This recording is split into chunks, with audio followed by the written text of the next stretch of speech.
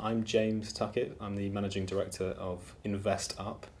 Up is a debt and equity crowdfunding aggregator.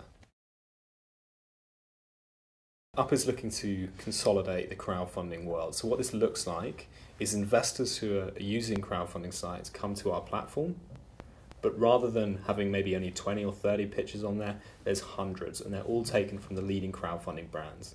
The next thing that's unique is they can then deposit money and make all of their investments centrally. And once that's all over, they have a really great post-investment experience. That's sort of keeping track of everything, being able to benchmark how you're doing. And that's really, so it's the consolidated view and then the post-investment experience. Well, most of my experience has been in London, and London is definitely going from strength to strength. You know, people talk about it being the capital of fintech.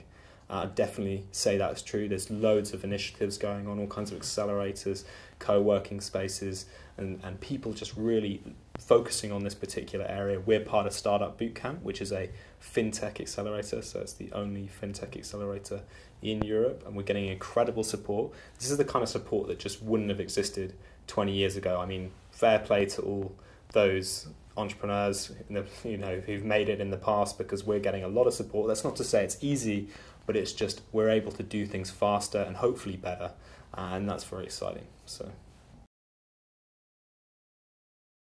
I think you're going to see an absolute explosion in fintech businesses. Increasingly, I think the banks are going to look to become regulated pools of capital with satellite firms who really understand their customers, providing the services direct.